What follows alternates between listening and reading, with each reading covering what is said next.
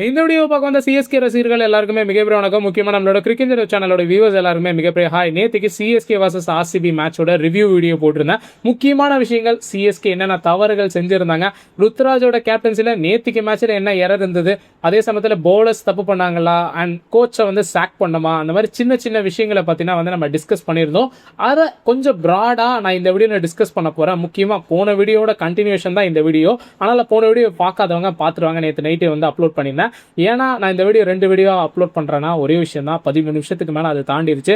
உங்களோட attention spanning என்னன்னு தெரியும். 10 நிமிஷத்துக்கு மேலே உங்களால் உட்கார முடியாதுன்னு எனக்கு தெரியும். ஏன்னா ரீல்ஸ் பார்க்குற உலகம் இது.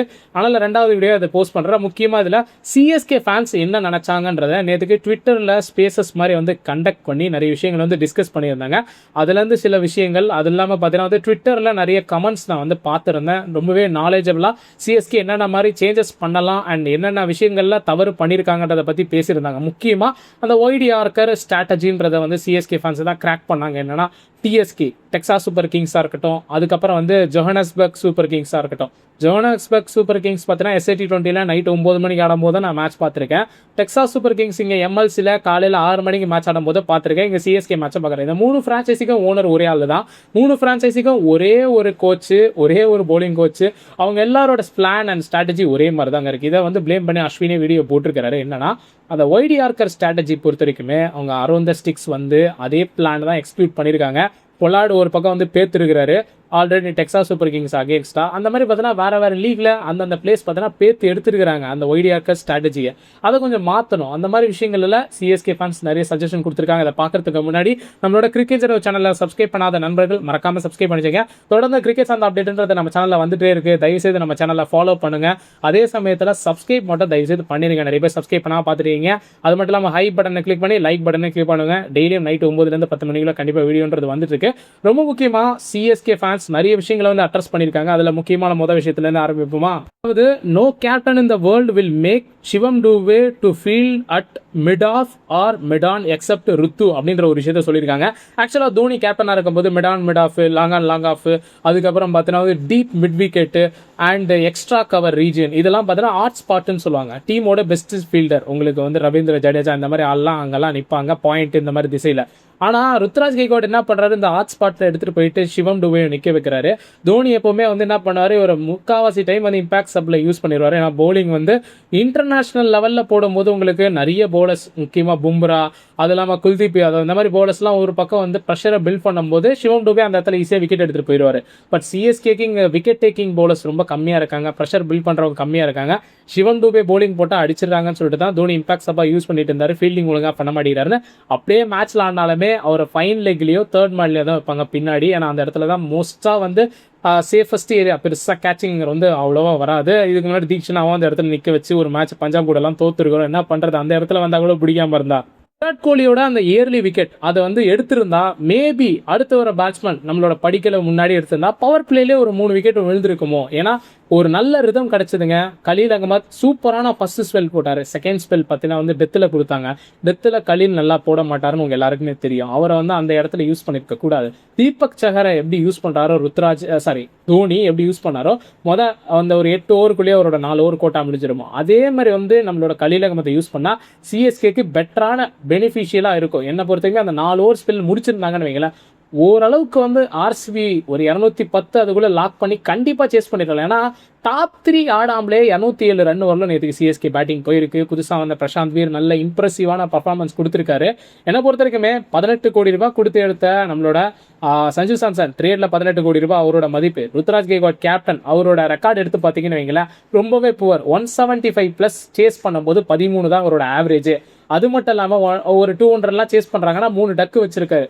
டீமோட இம்பார்ட்டண்டான பேட்ஸ்மேன், அது மட்டும் இல்லாமல் கேப்டன், அவரே இப்படி பொறுப்பு இல்லாமல் ஆடி இருக்காரு. இது வரலாம் பார்த்தீங்கன்னா 200 ரன் ப்ளஸ் சேஸில் சிஎஸ்கே வந்து கடைசி ஒரு 9 வருஷமாக பெருசாக வந்து சேசிங்கில் இல்லைன்றதுக்கான காரணம் என்ன, இந்த டாப் ஆர்டரில் இருக்க பேட்ஸ்மேன் ஒழுங்காக ஆடினா தான் அதெல்லாம் பண்ண முடியும். ஏன்னா அப்போ தான் ஒரு இயர்லி ஸ்டார்ட் கிடைக்கும். அதை பண்ண வேண்டிய ருத்ராஜ் கெய்க்வாடே மெத்தனமாக இருந்திருக்கிறாருன்றது ரொம்ப முக்கியமான விஷயம். அதனால் அவர் பவர் பிளேயில் ஒர்க் பண்ணி ஆகணும். ரொம்ப முக்கியமாக பவர் பிளேயில் ஆடுறதை தவிர்த்துட்டு அவர் 1 டவுனில் வரலாம். என்ன பொறுத்த வரைக்கும் பார்த்தீங்கன்னா ஆயுஷ் மாத்திரை செஞ்சு சாம்சன் ஓப்பன் பண்ண தான் நல்லது. லைட்டாக ஸ்விங் ஆனால் கூட பார்த்தீங்கன்னா வந்து ருத்ராஜ் கெய்க்வாட் அவுட் ஆயிடுறாரு. இதுதான் சிஎஸ்கேயோட மிகப்பெரிய பிரச்சனை. டாப் ஆர்டரில் யாராச்சும் ஒரு ஆள் நேற்றுக்கு மேட்ச்சில் ஃபயர் ஆகி ஒரு 80-1 இல்லை 70-1 இருந்தால் கூட, ஏன்னா 77-3 இருந்தது நம்ம சர்ஃப்ராஸ் அடிக்கும் போது. அதே இது நம்ம ஒரு விக்கெட் லூஸ் பண்ணியிருந்தா நேற்றுக்கு மேட்ச் கண்டிப்பாக சேஸபிளான ஒரு டார்கெட்டு தான் அது. ஏன்னா சின்னசாமி ஸ்டேடியத்தில் பட்டாலே போதுங்க, என்னை பொறுத்த வரைக்குமே ரொம்ப நல்லா பண்ணியிருந்தாங்க. கொஞ்சம் வருத்தமாக இருந்தது நேற்றுக்கு மேட்ச்சில் வந்து சிஎஸ்கே பேட்டர்ஸ் கீழே வரவங்களாம் நல்லா பர்ஃபார்ம் பண்ணதுக்கப்புறமா. ஓவர்டன் பார்த்தீங்கன்னா ரொம்ப நல்லா போட்டுட்டு இருந்தார், போட்டு விக்கெட் எடுத்தார், படிக்கலை. அடுத்த ஓவரே நீங்கள் என்ன பண்ணியிருக்கணும், பிரசாந்த் வீரை கொண்டு வந்துருக்கணுமா? பிரசாந்த் வீரை கொண்டு வராமல் நீங்கள் என்ன பண்ணீங்க, மேட்ச்லேயே பிரசாந்த் வீரை ஓட வைக்கல. ஆனால் அதுக்கு எதுக்கு நீங்கள் வந்து ஒரு லெஃப்ட் ஆர்ம் ஸ்பின்னர் ஆட வச்சிங்க? ஏன்னா ஃபஸ்ட்டு ஒரு விக்கெட் போயிருக்கு, அப்படின்னு இருக்கும்போது பிரசாந்த் வீரா அடுத்த ஓவர் போட விட்டுருந்தா அவர் கண்டிப்பாக பார்த்தீங்கன்னா நல்லா பண்ணியிருப்பாரு. இல்லை ஃபில் சால்ட்டோட விக்கெட் போனதுக்கப்புறமா நீங்கள் கண்டிப்பாக பிரசாந்த் வீரை போட வச்சிருக்கணுமா இல்லையா? என்னை பொறுத்தவரைக்கும் பெஸ்ட் ஆப்ஷன் ஃபில் சால்ட்டோட விக்கெட் விழுந்தவொடனே பிரசாந்த் வீர். ஏன்னா அவரோட ஆக்ஷனை இது வரல யாருமே பெருசாக பார்த்ததில்ல ஐபிஎல் சர்க்கியூட்டில். அவர் ஒரு வேளை நல்லா போட்டு ஒரு பால் வந்து உள்ளே வந்து அடித்து ஸ்டெம்பை தூக்கிடுச்சுன்னா யோசிச்சு பாருங்கள். என்னை பொறுத்தவரைக்கும் அந்த மாதிரி விஷயத்துலலாம் வந்து ருத்ராஜ் கெய்க்வாட் பெருசாக ஸ்பின்னர்ஸ் மேலே நம்பிக்கையே வைக்க மாட்டேங்கிறாரு. பிரசாந்த் வீர் பார்த்தீங்கன்னா வந்து 14 கோடி ரூபாய் ஷோ ப்ரைஸுன்றீங்க, ஆனால் அவரை பவுலிங் டிஸ்பிளேவை காட்டவே மாட்டேங்கிறீங்களே. அகில் ஹுசேன், ஸ்ரேயாஸ் கோபால் மாதிரி நல்ல பிளேயர்லாம் வந்து பெஞ்சை வார்ம் பண்ணிட்டு இருக்காங்கன்ற ஒரு கேள்வி கேட்டிருக்காங்க. உண்மைதான். அது இல்லாமல் பார்த்தீங்கன்னா இதில் ஒரு ட்ரால் ட்வீட் இருக்குது, அதுவும் பார்த்தீங்கன்னா நம்மளோட சிஎஸ்கே ஃபேன் தான். இன்றைக்கும் 2 பாயிண்ட் இல்லையா சொல்லிட்டாங்க, நீ நம்ம பழைய ஸ்டாட்ஸ் 21-13 ஸ்டாட்ஸை வச்சு விளையாட்டு காட்டு சொல்லிட்டு ராகவலாரன் சொல்லிட்டு டெம்ப்ளேட் கொடுக்குறாங்க. அது சோறு இல்லைன்னு சொல்லி என் தலையில் தட்டி அனுப்பிட்டாங்கன்ற மாதிரி அந்த டெம்ப்ளேட்டு கடைசியில் பார்த்தீங்கன்னா அதுதான் நடந்துருக்குது. நம்மெல்லாம் வந்து டிஃபெண்ட் பண்ணுறதுக்கு அந்த 21-14 வச்சு தான் டிஃபெண்ட் பண்ணின்னு இருக்கோம். முக்கியமாக பிரசாந்த் வீரோட அந்த சென்சிபிளான பேட்டிங்க, அதுலேயும் பார்த்தீங்கன்னா ஒரு பவுன்சர் போடுறாரு நம்மளோட குருணால் பாண்டியா. கையை வச்சுட்டு அந்த இடத்துல பார்த்தீங்கன்னா க்ரீஸை ரீச் பண்ணார். பார்த்தீங்கன்னா எனக்கு தெரிஞ்சு இந்த பையன் ரொம்ப டேலண்டடான பிளேயரு. சிஎஸ்கே ஆல்ரெடி பண்ண மிகப்பெரிய தப்பு என்னன்னா, சமீர் ரிஷ்விக்கு 7.5 கோடி ரூபாய் கொடுத்து எடுத்தாங்க. அந்த ப்ரைஸ் டேக் ப்ரெஷருன்றது பிளேயருக்கு இருக்குங்க. ஒன்றும் இல்லை, சஞ்சு சாம்சனை நீங்கள் வந்து ஜடேஜாக்கு ரீப்ளேஸ்மெண்ட்டாக கொண்டு வந்திருக்கீங்க. ஆனால் சஞ்சு சாம்சன் இன்னும் பார்த்தீங்கன்னா பெருசாக ஃபயர் ஆகலை. உங்களுக்கு இன்னும் நான் சொல்லணும்னா, சஞ்சு சாம்சன் ஃபார்ம் அவுட்லலாம் இல்லை, already 3 match man of the match மாதிரி தொடர்ந்து வந்துட்டார் அவர். அது இல்லாமல் பார்த்தீங்கன்னா மேன் ஆஃப் தி டோர்னமெண்ட் அங்கே வாங்கிட்டு வர்றாரு நம்மளோட இந்தியாவுக்காக. அந்த மாதிரி ஃபார்மில் இருக்க பிளேயரு சிஎஸ்கேக்கு வந்ததுக்கப்புறம் இது தான் ஃப்ரான்ச்சைஸின்றே அப்படின்றதே வந்து உணராத மாதிரி இருக்குது. ஏன்னா ஒரு கீப்பராக இருந்துட்டு எந்த ஒரு இன்வால்மெண்ட் பவுலர்கிட்ட போய் பேசுறது, ஃபீல்ட் செட்டிங்கில் பார்த்தீங்கன்னா ஏன்பா நீ வந்து டூபே அவங்க நிற்க வச்சிருக்க, பின்னாடி நிற்கவே, ஏன்னா எத்தனை மேட்ச் பார்த்துருப்பாரு. ருத்ராஜும் அதுவும் பார்த்தீங்கன்னா வைஸ் கேப்டன் 2 பேரும் பேசிக்கணும், முடிவு எடுக்கணும், அதெல்லாம் எதுவுமே பண்ணாமல் இருக்காரு. ஆனால் அவருக்கு வந்து கொடுக்குற விலை பார்த்தீங்கன்னா 18 கோடி. இப்போ நீங்கள் பிரசாந்த் வீர், கார்த்திக் சர்மா 14 கோடி ரூபாய் கொடுத்து வாங்கியிருக்கிறோம், ஒழுங்காக பர்ஃபார்ம் பண்ணலை, 3 மேட்ச்லேயே வந்து திட்டினா எப்படிங்க?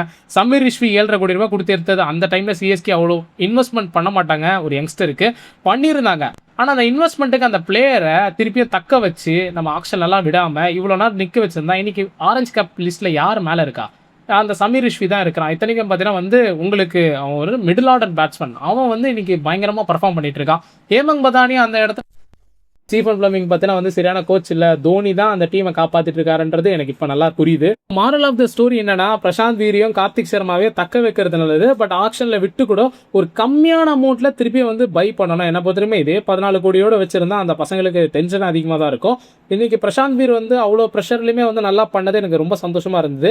என்ன பொறுத்தவரைக்குமே இந்த 2 பசங்களே வந்து க்ரூம் பண்ணால் கண்டிப்பாக நல்ல லெவலுக்கு வருவான்றதை சிஎஸ்கே ஃபேன்ஸ் வந்து சொல்லியிருக்காங்க. சுரேஷ் ரெய்னா நம்மளோட சர்ஃப்ராஸ் கானை எடுக்காங்க அப்படின்னு சொல்லும்போது எல்லாருமே வந்து லாஃப் பண்ணாங்க அப்படின்ற மாதிரி ஒரு விஷயத்தை போட்டிருக்காரு. என்னன்னா 7 கோடி ரூபாய்க்கு பார்த்தீங்கன்னா வந்து சுரேஷ் ரெய்னா நம்மளோட மாக் ஆக்ஷன் வந்து ஸ்டார் ஸ்போர்ட்ஸ் நடத்தும் போது அதில் எடுத்திருந்தாங்க. சுரேஷ் ரெய்னாக்கெல்லாம் ஒன்றுமே தெரியாதுங்க அப்படின்னு சொல்லும் போது சர்ஃப்ராஸ் கான் கடைசியில் 75 லட்சம் ரூபாய்க்கு சிஎஸ்கே வேண்டாம் வருப்பா, இருக்குது காசு சும்மா எடுத்து போடுவோன்னு எடுத்து போட்ட பிளேயர் தான் உங்களுக்கு 18 கோடி ரூபாய் கொடுத்து ருத்ராஜ், சஞ்சு சாம்சன் அடித்ததை விட இன்னைக்கு சிஎஸ்கேவோட டாப் ரன் கேட்டராக உனக்கு மேலே இருக்கிறாரு. காரணம் என்ன? அந்த பையன் உண்மையில் அங்கர் ஆஃப் த ரன்ஸ் இருக்கிறாங்க. அந்த பையன் வந்து வந்தானா அடிப்பான்ற ஒரு மிகப்பெரிய தில்லில் இருக்கிறான். கண்டிப்பாக எனக்கு தெரிஞ்சு அவன் பெரிய ஆளாக வருவான்றது எந்த சந்தேகமும் இல்லை. ஆல்ரெடி நம்மளுக்கு போன மேட்ச்லேயே ப்ரூவ் பண்ணிட்டான். இனிமேட்டு வரப்போகிற மேட்ச்லாம் என்ன பண்ணுறான்னு மட்டும் பாருங்கள். I can't blame Ayush, Veer, even Kartik Sharma. Criticizing them is not going to get anything, they are just put a 5 stock அப்படின்றத சொல்லியிருக்காங்க. சீனியர் பிளேயர் தான் இந்த மாதிரி முக்கியமான டைமில் வந்து அதாவது ஸ்டெப் அப் பண்ணி ஆடணும். ஆனால் இந்த யங்ஸ்டர்ஸ் பார்த்தீங்கன்னா உண்மையிலே நல்லா பண்ணியிருக்கிறாங்க. சிஎஸ்கேக்கு பார்த்தீங்கன்னா புதுசாக வந்த பிளேயர்ஸ் இவங்க மேலெலாம் வந்து ப்ரைஸ் டேக் இருந்தாலுமே ஏதோ அவங்களால முடிஞ்சது வந்து பண்ணியிருக்காங்க. ஆயுஷ் மாத்திரே போன மேட்ச் முந்தின மேட்ச் எவ்வளோ நல்லா பண்ணார். அதனால் இந்த சீனியர் பிளேயர்ஸ் முக்கியமாக ருத்ராஜ் அண்ட் சஞ்சு சாம்சன் தான் அந்த இடத்துல ஃபயர் ஆகணும். ஓப்பனிங்கில் அவங்க ஃபயர் ஆனால் தான் இந்த ஒரு 250 கூட வந்து சிஎஸ்கேவால் சேஸ் பண்ணியிருக்க முடியும். ஆனால் அவங்க ஃபயர் ஆகலை. அது எதனாலும் தெரியல. 2 பேருமே ஒரு ஆள் டொமஸ்டிக்கில் நல்ல ஃபார்மு, இந்தியாவுக்கு நல்ல ஃபார்மு. கேப்டன்சினால ருத்துராஜுக்கு தடுக்குதா, இல்லைனா வந்து ருத்துராஜுக்கோ சஞ்சு சாம்சனுக்கோ சரியான ரேப்போ இல்லையான்னு தெரியல. அது அவங்க தான் சீக்கிரமாக கிளியர் பண்ணணும். கிளியர் பண்ணலன்னா கஷ்டம். ரொம்ப முக்கியமாக highest score for CSK in power பிளேன்ற ரெக்கார்டு பார்த்தீங்கன்னா 87 ரன் சுரேஷ் ரெய்னா யாராலையும் அடிச்சிக்க முடியாது. இப்போ அதில் பார்த்தீங்கன்னா வந்து டாப் 5ல் வந்திருக்காரு சர்ஃப்ராஸ் கான். ஆர்சிபிக்கு எதிராக 50 ரன் அடிச்சு. அர்ஃபின்றவர் பார்த்தீங்கன்னா கமெண்ட் பண்ணியிருக்காரு, நம்ம ஆர்சிபி ஃபேன்னு நினைக்கிறேன். ஆயுஷ் மஸ்ட் ஓப்பன், அதாவது ஆயுஷ் வந்து ஓப்பனிங்கில் ரொம்ப நல்லா பண்ணியிருக்காருங்க. ரொம்ப முக்கியமானது ருத்ராஜ் வந்து ஸ்லைட்டாக ஸ்விங் ஆகிற பால், டீவியேட் ஆகிற பால் கூட கஷ்டப்படுறாரு. ஏன்னா பொதுவுமே அவர் 1 டவுன் வந்தால் தான் நல்லா இருக்கும். மேலும் ஆயுஷ் மாத்திரை ஒரு பக்கம் அடிச்சாடும்போது உங்களுக்கு சஞ்சு சாம்சனுக்கு பெரிய ப்ரெஷர் இருக்காது. ருத்ராஜ் கிட்ட இருக்க ப்ராப்ளம்னா ருத்ராஜும் கொஞ்சம் பொறுமையாக டைம் எடுத்து ஆடுற பிளேயரு. நீங்கள் இந்த இடத்துல எதிரடியில் யாருமே அடிக்கல அப்படின்னு பார்க்கும்போது உடனே வந்து சஞ்சு சாம்சன் வந்து எங்கேயாச்சும் ஃபயர் பண்ண பார்த்து அவுட் ஆயிடுறாரு. ஆனால் இதே இடத்துல உங்களுக்கு ஆயுஷ் மாத்திரே உங்களுக்கு தொடர்ந்து பவுண்டரிஸ் அடிச்சுட்டே இருப்பான் பிளைன்ஸ் லாக் பண்ணி. அப்படின்னு இருக்கும்போது உங்களுக்கு சஞ்சு சாம்சன் பொறுமையாக டைம் எடுத்து கூட அடிக்க ஆரம்பிக்கலாம். பவர் பிளேயில் ஒரு 60க்கு நோ லாஸ், 55க்கு 1ன்னு இருந்தால் கூட அதுக்கப்புறமா ருத்ராஜ் வந்து உங்கள் டீமை வந்து பூஸ்ட் பண்ண ஆரம்பிச்சிருவார். இது வரைக்கும் 14க்கு 14 எந்த ஐபிஎல் டீமே தோத்தது இல்லைல்ல. சரி, ஃபர்ஸ்ட் டைம் நாங்களே இருந்துட்டு போகிறோன்ற மாதிரி போட்டுக்கிறாங்க. எப்பாடி கஷ்டமாக இருக்கடா. மோஸ்ட் ரன்ஸ் ஃபார் சிஎஸ்கே இந்த ஃபர்ஸ்ட் 3 மேட்ச். முதல்ல உங்களுக்கு வந்து Sarfaraz Khan 99 run, Jamie Overton 80 run. 8 record பாருங்கள். 2019 வரலாம் நம்ம கரண்ட்டாக ஐபிஎல் டீம் கூட உங்களுக்கு பார்த்தீங்கன்னா டிசி கூட என்ன மாதிரி ரெக்கார்டு இருந்திருக்குன்னு பாருங்கள். 15க்கு 6 இருந்திருக்கு. இப்போ பார்த்தீங்கன்னா 19க்கு 12 மாதிரி இருக்குது. கேகேஆருக்குள்ள 13க்கு 7 இருந்தது. இப்போ நம்ம கேகேஆர் கூடலாம் நல்லா தான் பண்ணிட்டு இருக்கோம். எம்ஐ கூடயும் கொஞ்சம் க்ளோஸாக வந்துட்டோம். ஆனால் பஞ்சாப் கிங்ஸ் கூட பாருங்களேன் அந்த ரெக்கார்டு எப்படி ஆயிருக்குன்னு. ஆர்சிபி கூட பாருங்கள் எப்படி ஆயிருக்குன்னு. அதுக்கப்புறம் பார்த்தீங்கன்னா ஆர்ஆர் கூட எப்படி ஆயிருக்குன்னு, எஸ்ஆர்ஹெச் கூட எப்படி ஆயிருக்குன்னு. இப்போலாம் அதர் டீம்ஸ் வந்து சிஎஸ்கேவை பயங்கரமாக டாமினேட் பண்ண ஆரம்பிச்சிட்டு. ஒரு சிஎஸ்கே ஃபேன் கேள்வி கேட்டிருக்காரு, ஆக்ஷனில் பண்ண மிஷப்ஸ் எல்லாம் மறந்துடுங்க. இந்த இடத்துல என்ன பிளானுக்கு உங்களுக்கு பஞ்சம் இருக்குது? ஃபர்ஸ்ட் ஆஃப் ஆல் நீங்கள் வந்து பட்டித்தாரை பாருங்கள். அந்த இடத்துல எவ்வளோ இன்புட் வந்து ஆண்டி ஃப்ளார் கிட்ட வந்து கேட்டுட்ருக்காரு. தினேஷ் கார்த்திக் உங்களுக்கு வந்து அந்த இடத்துலேருந்து எவ்வளோ சொல்லிட்டு இருக்காரு. பட் ஃப்ளெம் வந்து எதுவுமே சொல்ல மாட்டேங்கிறாருன்ற சொல்லியிருக்காங்க. உண்மையாக என்ன கேட்டால் ஃப்ளெம்மிங்கு, எரிக் சிமன்ஸு உள்ள டீமில் என்ன பண்ணிகிட்டு இருக்கிறாங்க? கேப்டன் கிட்டேயோ இல்லை வேறு யாரா அந்த இடத்துல பவுண்டரி ரோப்பில் இருக்க பிளேயர்ஸ் கிட்ட பார்த்தீங்கன்னா போயிட்டு ஏதாச்சும் பேசணும். ஒன்றும் கேட்டிங்கன்னா வந்து நம்மளோட கம்பீர்லாம் சூரியகுமார் யாதவ் எதுவுமே பண்ண மாட்டேங்கிறாரு. அதாவது கம்பீர் சொல்கிறத அப்படியே கேட்டு கேட்டு உள்வாங்கி பண்ணிட்டு இருக்காரு. ஏன்னா சூரியகுமார் யாதவ் நீ வந்து நான் சொல்கிறத தயவுசெய்து கேளுன்னு சொல்லி ஆல்ரெடி கம்பீர் அவரோட கண்ட்ரோலுக்கு கொண்டு வந்துட்டாரு. சூர்யா வந்து அவர் சொல்கிறத கேட்டு கேட்டு தான் நிறைய விஷயங்கள் மாற்றினாரு. சில விஷயங்கள் அவருக்கு பிடிக்காம இருந்தாலுமே அதை செஞ்சார். ஆனால் அது கடைசியில் ரிசல்ட் நல்லா தான் இருந்தது. இன்றைக்கி டைமில் கிரிக்கெட்டும் பார்த்தீங்கன்னா வந்து ஃபுட்பால் மாதிரி ஆயிடுச்சு. ஃபுட்பாலில் வந்து மேனேஜர் அங்கே இருந்துக்கிட்டு உங்களுக்கு இன்ஸ்ட்ரக்ஷன் கொடுத்துட்டே இருப்பார். அந்த மாதிரி கிரிக்கெட் கேம் கூட பார்த்தீங்கன்னா எப்படி ஆயிடுச்சுன்னா முக்கியமாக T20 ஸ்போர்ட்டில் வந்து அப்பப்போ ஏதாச்சும் வந்து சொல்லிக்கிட்டே இருக்கணும். முன்னெல்லாம் ஸ்ட்ராட்டஜிக் டைம் விட்டே போதும் அப்படின்ற மாதிரி இருந்தது. அந்த 2 நிமிஷத்தில் வந்து சொல்லிட்டு போவாங்க, மற்றதெல்லாம் பிளேயர்ஸ் பார்த்துப்பாங்கன்னு. பட் இந்த டைமில் ஸ்ட்ராட்டஜிக் டைமோட தாண்டி ஒரு ஓவருக்குமே சில விஷயங்கள் மாற்றிக்கிட்டே இருக்கணும். ஏன்னா ஒரே ஓவரில் மேட்ச் மாறும். ஏன்னா 14வது ஓவரில் சிஎஸ்கே கையில் இருந்த மேட்ச் அதுக்கப்புறம் எப்படி கையை விட்டு போச்சு. அதுதான் கிரிக்கெட்டு. அது முக்கியமாக வந்து 2020 ஃபார்மேட்டை பொறுத்தவரையுமே மாறிட்டே இருக்க ஓவருக்கு ஓவர். அதனால் பார்த்தீங்கன்னா கோச் கிட்ட தான் எல்லாமே இருக்குது. தயவு செய்து ஃப்ளமிங்கை தூக்குங்க அப்படின்றத இந்த இடத்துல நான் ரெக்வஸ்ட் பண்ணுறேன். இதெல்லாம் தான் ஃபேன்ஸோட ரியாக்ஷன். இதை பற்றின உங்களோட கருத்துக்கள். இதை தாண்டி சிஎஸ்கே என்ன மாதிரி விஷயங்கள் பண்ணலாம், உங்களோட பிளேயிங் 11 நெக்ஸ்ட் மேட்ச் டிசிக்கு அகைன்ஸ்டா அப்படின்றத மறக்காம கமெண்ட் பாக்ஸ்ல கமெண்ட் பண்ணுங்க. உங்களோட பிளேயிங் 11 அனலைசிஸ் வீடியோ நம்ம சேனல்ல வந்துட்டு இருக்கு. நம்மளோட கிரிக்கெட் சேனல்ல யாராச்சும் சப்ஸ்கிரைப் பண்ணாம மறக்காம சப்ஸ்கிரைப் பண்ணுங்க. தொடர்ந்து கிரிக்கெட் சார்ந்த அப்டேட் நம்ம சேனல்ல வந்துட்டு இருக்கும். உங்க ஃப்ரெண்ட்ஸ் யாராச்சும் சிஎஸ்கே ஃபேன்ஸ் இருந்தா அவங்களுக்கு இந்த வீடியோ ஷேர் பண்ணுங்க. பாய் நண்பர்களே, அடுத்த வீடியோஸ் எல்லாம்